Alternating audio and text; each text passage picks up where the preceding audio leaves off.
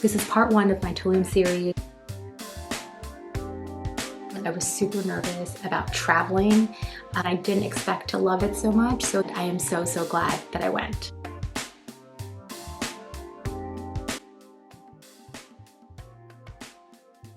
Hi everyone, welcome to my channel.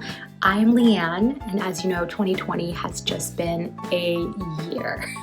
I spent the majority of it quarantining in my New York City apartment, but this past month, I decided to venture out and spend some time in Tulum, Mexico.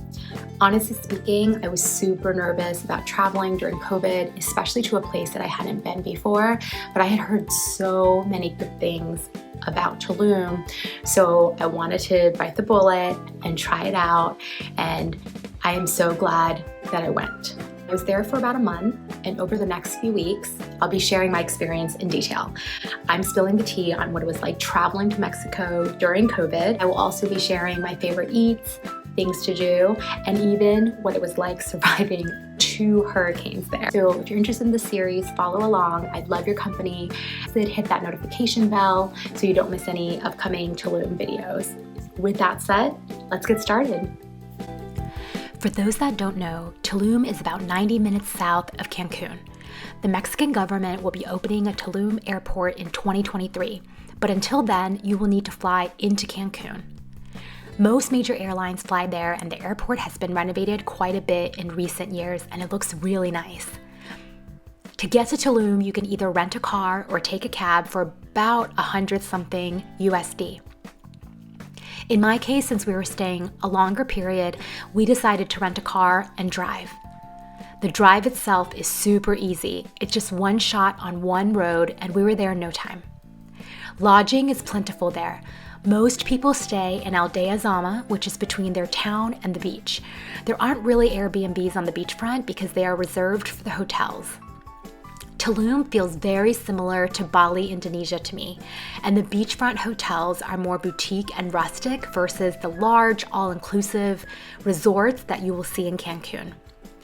We chose to rent an Airbnb, and I'm really glad that we did. Especially during COVID, it was nice to have our own space after a day at the beach. There was so much to do, and the food was amazing. Everywhere people have QR codes, so it's easy to scan and pull up the menus. The beachfront is of course fancier, and as a New Yorker, I felt the price was similar to what I would pay in the city. The food in town was more local and super affordable. In this video, I will be sharing my top 5 favorite places to eat in Tulum.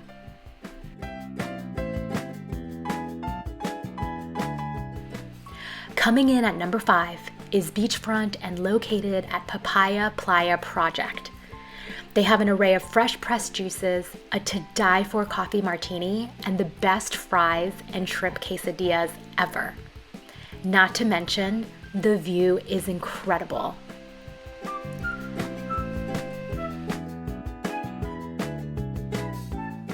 Coming in at number 4 is El Capitan, a seafood joint in downtown Tulum. They're also known for their amazing fish and shrimp tacos and their fresh ceviche. The portions for ceviche especially are huge, but the prices are super low. Also note there seem to be 2 locations, but I don't know where the other one is. One time we ordered from the wrong place for takeout, but more on that later.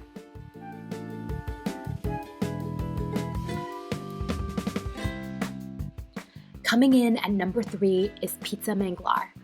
Again, as a New Yorker, I'm super particular about my pizza. The Pizza Manglar was top-notch.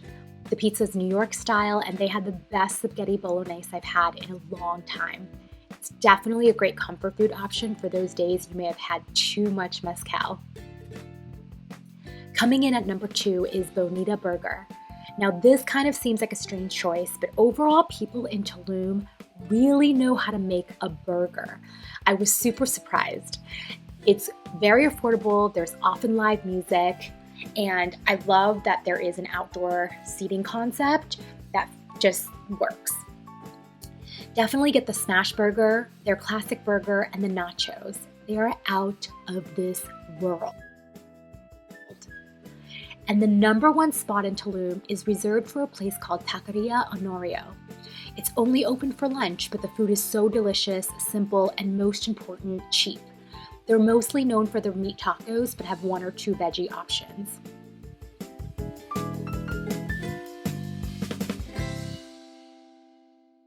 So there you have it. This is part 1 of my Tulum series.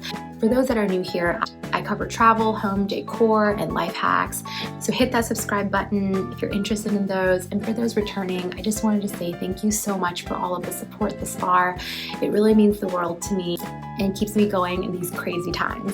The next video is going to be focused on my favorite beach clubs and happy hours. So hit that notification bell so you don't miss out. Thank you as always for watching, and I will see you soon.